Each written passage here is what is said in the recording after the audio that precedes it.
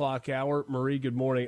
I love Lance always talks to you, and he doesn't. I don't think he knows that I can hear it, but he was I know asking you can. about a painting in the background. You're like, actually, that's wallpaper.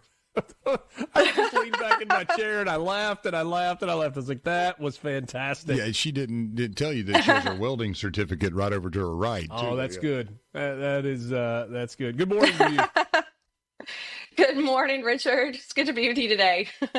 Marie's been around politics for a while, former policy director with the Republican Governors Association, GOP strategist, and stays very involved. And it has been fascinating to watch over the last few days. The federalization of Washington, D.C. because of the crime issue that they've got going and the immediate reaction by Democrats to the decision by President Trump. How dare he? He's overstepping. He's overreaching. He has no place to do this.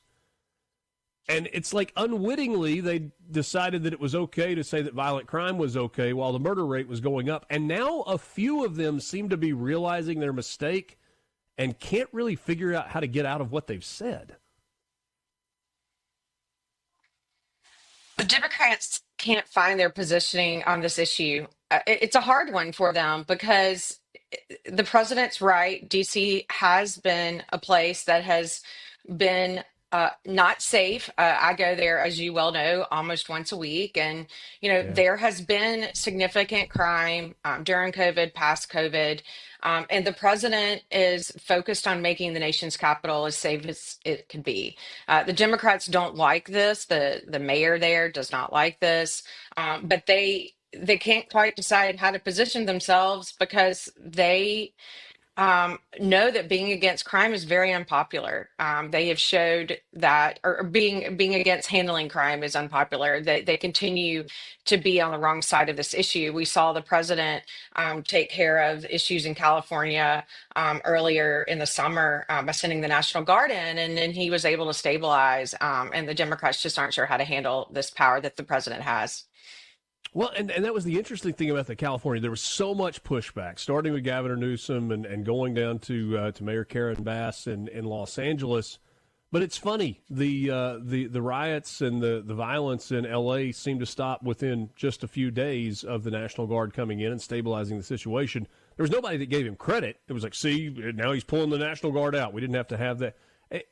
And isn't there an argument to be made that a big part of the reason that they lost the election was because of their stance on violent crime and the illegals that were coming into the United States? Absolutely. There's a direct correlation between safety and illegal immigrants entering into our country. Americans understand that. Backing the blue is very important to Americans. In both parties, by the way, and the president owns this issue. Republicans own this issue. Again, promises made, promises kept. He said he would make America safer, and the president is doing that. And the Democrats can't figure out where they want to be on this issue because the president is right in how he's choosing to handle both DC and California. Economy certainly was another huge part of the issue, and it's something that that Democrats have tried to corner him on. They say prices haven't gone down. It's simply, I guess, if you understand economics at all, not something that happens overnight. We are 7 months in at this point. The conversation continues around tariffs, but maybe the bigger conversation, we got the story last week about the Bureau of Labor Statistics and the change that he made at the top of that organization. But the bigger thing that everybody is watching is the Fed rate. And Jerome Powell, it sounds like, we think, but we've been thinking for a while that a rate cut was coming. When you look at kind of the economic landscape, I know we've talked a lot about tariffs. What's your major takeaway with where we are right now?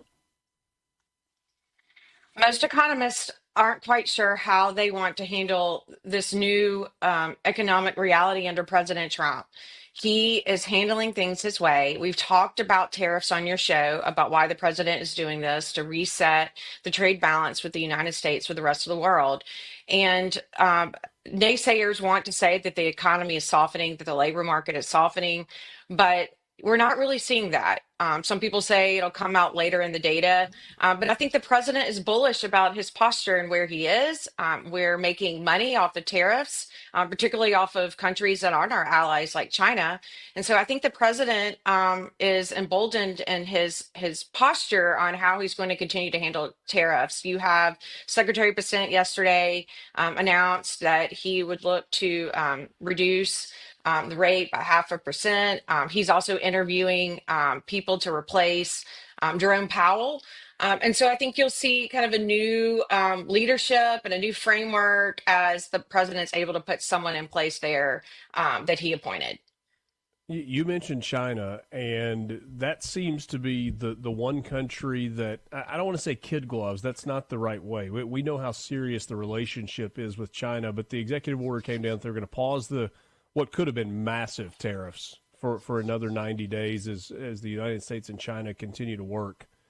How do you evaluate the relationship that exists, whatever it is, between Xi Jinping and China and President Trump and the United States and China at a larger level?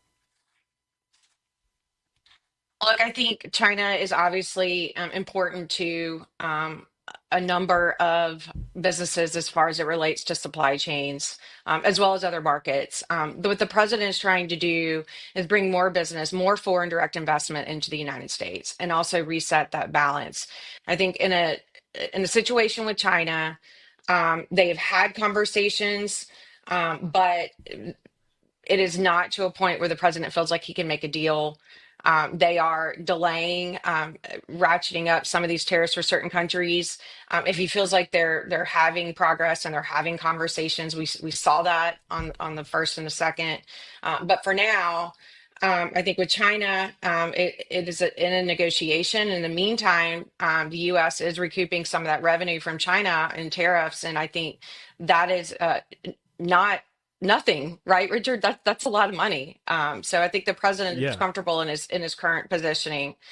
There are other countries like India where they're reporting that things are still not moving in the right direction. I think, and so we'll continue to see how he negotiates with some of these countries where a deal has not been announced. As it pertains to China, I think about, you remember Facebook used to have relationship status, and you could have in a relationship or married or single or whatever, but then there was also an option where sometimes people would just plug in it's complicated. And I feel like that's kind of it with China. I mean, it's complicated because you can talk about it just from an economic standpoint, but then you look at relationships that China has and you're like, okay, are they aligned with India? Are they aligned with Russia? Are they adamantly against the United States? Are we adamantly against China? But oh, wait, we're partners on so many things economically. There's so many American businesses that rely on China. We get so many products from China. There are just so many layers to it's like, is the end game here that the United States and China have to find a way to coexist as the two dominant superpowers on the planet? Well, I can't predict where this will land, and I think, but I will say this: the president is very much involved in these decisions. I've said this on your show before.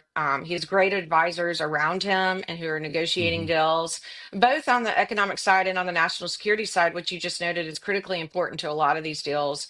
But the president is very much involved.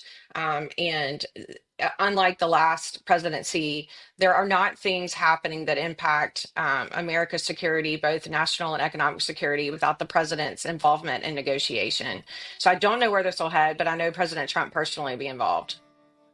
I know you got to run in just a few minutes. Going to hold you over through the break. Just one quick question about this upcoming meeting between Vladimir Putin and Donald Trump. There was a really fascinating story in the Wall Street Journal about the president of Finland and how he has kind of become an interesting mediator between Europe and the United States as it pertains to Russia. We'll talk about that quickly on the other side of the break. Then Marie's got to run off to a meeting that's probably far more important than a conversation with me, but she's going to hang with us for just a couple of more minutes. Marie Sanderson, former policy director with the RGA and Republican strategist. We're back right after this. It's Mornings with Richard Cross on SuperTalk Mississippi.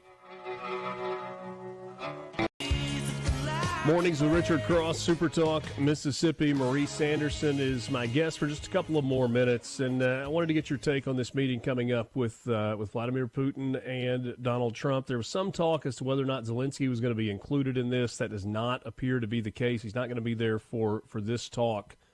Donald Trump has made no bones about the fact that he wants this war between Russia and Ukraine to end, that it's dumb. He's frustrated with Vladimir Putin, and he has said as much.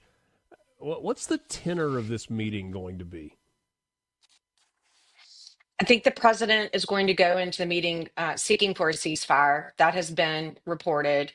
I think the president has had, as you mentioned at the bottom of the last segment, people in Europe, Finland's president, Alexander Stubb, who have been giving him, information that I think resonates with the president about the conflict between Russia and Ukraine. It'll be interesting to see how this lands.